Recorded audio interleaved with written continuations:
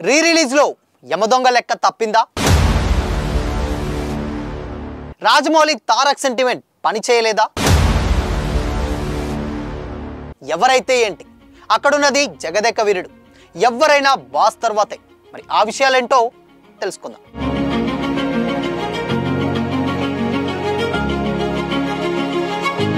Hi hello, welcome to Disha TV.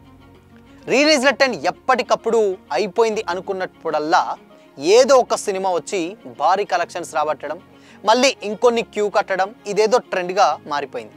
అయితే దీంతో ఈ విధానాన్ని ఎలా అనాలిసిస్ చేసుకోవాలో కూడా అర్థం కాక బయ్యర్లు తలలు పట్టుకుంటున్నారట.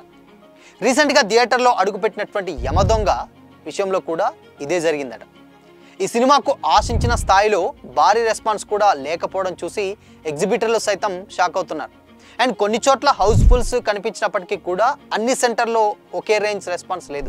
మే 20 జూనియర్ ఎన్టీఆర్ గారి పుట్టినరోజు కాకుండా 2 రోజుల ముందే సినిమా రిలీజ్ చేయడం యమదొంగకు కలిసి రాలేదనే చెప్పాలి. అండ్ ఇక ఆర్ఆర్ఆర్ లాంటి ఇంటర్నేషనల్ బ్లాక్ బస్టర్ ఇచ్చినటువంటి రాజమౌళి గారి డైరెక్షన్, అండ్ అదేవిధంగా దేవర్ లాంటి రికార్డులు బద్దలు కొట్టినటువంటి జూనియర్ ఎన్టీఆర్ గారు చేసినటువంటి మూవీ కాబట్టి వీటికి తోడు కీరవాణి గారి సూపర్ హిట్ సాంగ్స్, ఇవి చాలు ఫ్యాన్స్ సెలబ్రేట్ చేసుకోవడానికి.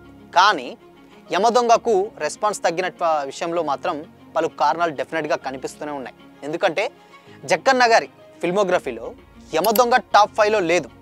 బాహుబలి ఉంది, అందులో టాప్ 2లో Magadheera, top 3 Vikramarkudu, top 4 Chhatrapati, top 5 Simhadri, and తర్వాతనే ఇప్పుడు ఉన్నటువంటి యమదొంగ కూడా చోటిస్తారని కూడా టాక్ అనమాట.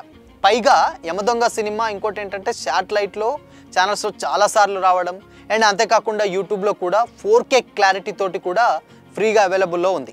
సో అందుకోసమని అవ్వలేదనుకోవచ్చు. అండ్ ఇక్కడ గమనించాల్సింది మరొకటి ఉంది. రీసెంట్గా జగదేక వీరుడు అతిలోక సుందరి సినిమాని వింటేజ్ సినీ ప్రియులు థియేటర్స్లో చూసి చాలా ఎంజాయ్ చేశారు. అండ్ దానికి స్థాయికి తగ్గట్టే కలెక్షన్స్ కూడా వచ్చాయి. తక్కువ గ్యాప్లో యమదొంగ కూడా రావడంతో మళ్ళీ బడ్జెట్ కేటాయించుకోవడానికి మేబీ ఫ్యాన్స్కి పర్సులు ఖాళీ అయిపోయా ఏంటో తెలియదు, కానీ అందుకోసమే అయ్యి ఉండొచ్చిన టాక్ కూడా ఉంది. అయితే మరి ఇప్పుడు మహేష్ బాబు గారిది ఫ్యాన్స్ ఎవరైతే ఉన్నారో మే 30న కలేజా కూడా రీ రిలీజ్ ఉంది. అండ్ ఇక అసలైన రీ రిలీజ్ ట్రెండ్ ఏంటో మేము చూపిస్తామని కూడా సోషల్ మీడియాలో సవాల్ చేస్తున్నారు మహేష్ గారి ఫ్యాన్స్. అండ్ ఇక పవన్ కళ్యాణ్ గారిది బద్రీ కూడా చాలామంది వెయిట్ చేస్తున్నారు పవన్ కళ్యాణ్ గారి ఫ్యాన్స్. ఇక్కడ చెప్పుకున్నటువంటి విశ్లేషణ ఎంతవరకు నిజముందో రైటో తప్పో తెలియదు, కానీ సో మరి ఆ 2 మూవీస్ ఏదైతే బద్రీ, దాని తర్వాత ఏదైతే కలేజా ఉందో అవి వచ్చేంతవరకు తెలియదు. అయితే మే 30న అటు భైరవం కూడా రిలీజ్ అవుతుంది, అది కొత్త సినిమా. సో మరి ఇవన్నిట్లో ఏం జరుగుతుందో తెలియదు. కానీ ఇక్కడ ఇంకొక విషయం ఏంటంటే, సో ఇప్పుడు చాలామంది జగదేక వీరుడికి అండ్ యమదొంగకి కంపేర్ చేస్తున్నారు. కంపేర్ చేసి బాస్ ఎక్కడున్న బాస్ అని అంటున్నారు. బట్ ఇక్కడ ఇంకొక విషయం ఏంటంటే, జగదేక వీరుడు అతిలోక సుందరి చాలా మంచి కల్ట్ క్లాసిక్ సినిమా. అండ్ ఈ సినిమా వచ్చి కూడా దాదాపు 35 ఇయర్స్ అవుతుంది. సో 35 ఇయర్స్ సందర్భంగా ఆ ప్రింట్లు ఏదైతే ఉన్నాయో, సో అప్పట్లో ఆ సినిమా ఒక సెన్సేషన్ క్రియేట్ చేసింది. అంటే శ్రీదేవి గారి అందం, మెగాస్టార్ చిరంజీవి గారి డ్యాన్స్, అండ్ దాని తర్వాత ఆయన ఇదేదైతే ఉందో ఇవన్నీ కూడా సాంగ్స్ అవన్నీ కూడా జనాలకు చాలా బాగా ఎక్కాయి. సో ఎక్కిన తర్వాత ఎప్పుడో ఒకసారి సినిమా వస్తుంది, బట్ చూస్తారు. కానీ సో ఇప్పుడు ఏదైతే ఉన్నారో 90s జనరేషన్, 80s వీళ్ళందరూ కూడా ఆ సినిమాకి అద్భుతమైనటువంటి రెస్పాన్స్ వచ్చింది ఆ టైంలో. అంటే ఇప్పుడు ఉన్నటువంటి జనరేషన్ పెద్దవాళ్ళు అందరూ కూడా ఆ సినిమాకి ఫ్యాన్స్ అనమాట. సో అందుకోసమనే ఆ సినిమాని అంత అప్లాజ్ వచ్చింది. అండ్ ఇంకో విషయం ఏంటంటే, జగదేక వీరుడు అతిలోక సుందరిని 3Dలో అండ్ 8Kలో కూడా దాదాపు ఒక 8 కోట్లు ఖర్చు పెట్టి ఆ సినిమాని రిలీజ్ చేయడం జరిగింది. అంటే పాత సినిమా కానీ ఆ ప్రింట్ కానీ ఆ HD క్వాలిటీ కానీ లేకపోతే సంబంధించినటువంటి వర్క్ ఇవన్నీ కూడా చాలా రిస్క్ తీసుకొని చేశారు. అండ్ సినిమా కూడా ఇంతవరకు ఎప్పుడు కూడా అది రిలీజ్ అవ్వలేదు. చాలాసార్లు ట్రై చేశాడు. ఈవెన్ 2021 నుంచి ట్రై చేస్తేనే 2025లో రావడం జరిగింది అనమాట వాళ్ళ దగ్గరికి. సో అందుకోసమనే ఇంత టైం ఉంది కాబట్టి, అండ్ ఆ సినిమా ఒక కల్ట్ క్లాసిక్ కాబట్టి ఆ సినిమాకు ఉండే క్రేజ్ ఆ సినిమాకు ఉంది. బట్ యమదొంగ ఇప్పుడు మనం ఇందాక మాట్లాడుకున్నట్టు యూట్యూబ్లలో రావడం, టీవీలలో రావడం, 4K కూడా అవైలబిలిటీ ఉండడం. సో అండ్ ఇంకపోతే తారక్ గారి బర్త్డే కూడా 20కి కాబట్టి దాన్ని 18th రోజే రిలీజ్ చేయడం.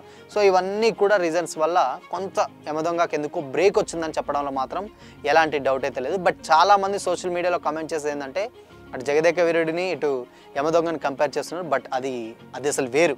జగదేక వీరుడు అతిలోక సుందరి సినిమా వేరు, అండ్ వాళ్ళు చేసినటువంటి ప్రమోషన్స్ వేరు. చాలామంది వాళ్ళు ఎప్పటి నుంచో రిలీజ్ చేద్దాం నాని గారు ప్రమోట్ చేశారు, స్వప్న దత్తి గారు, ప్రియాంక దత్తి గారు ఒక స్పెషల్ ఏవి, సో అది సంబంధించిన చిరంజీవి గారు ఒక ఇంటర్వ్యూ టైప్లో.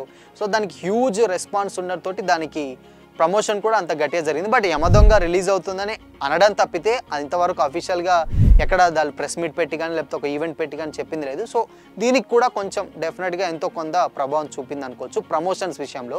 అండ్ ఇక రీసెంట్గానే కాబట్టి ఆ సినిమా కూడా మహా అయితే కొద్ది రోజులు కాబట్టి. అండ్ ఇక్కడ జగదేక వీరుడు సుకుమారి 35 years బ్యాక్, ఇది మాత్రం కొన్నేళ్ళే కాబట్టి మేబీ అది ఎందుకు ఆ వైబ్ అయితే జనాలకైతే ఎక్కలేదని చెప్పాలి. సో మొత్తంగా ఈ రెండు సినిమాలు కంపేర్ చేయడానికి లేదు. బట్ యమదొంగనే, జగదేక వీరుడు అతిలోక సుందరి ఆ సినిమానే. సో కాబట్టి రెండు సినిమాలు కంపేర్ చేసి మాత్రం చూడొద్దు. సో మొత్తంగా జగదేక వీరుడు అతిలోక సుందరి కంటే యమదొంగ రీరిలీజ్ల విషయంలో డెఫినెట్గా కొంచెం తగ్గిందనే చెప్పుకోవాలి. ఇక నెక్స్ట్ బద్రి ఉంది, కలేజా ఉంది. సో మరి ఈ మూవీస్ ఏ ప్రభావం చూపుతాయో తెలియాలంటే మరి కొద్ది రోజులు అయితే వెయిట్ చేయాల్సిందే. సో మరి ఈ రీరిలీజ్లు అన్నీ అయినటువంటి సినిమాలలో మీ ఫేవరెట్ సినిమా ఏంటి? కామెంట్ చేయండి.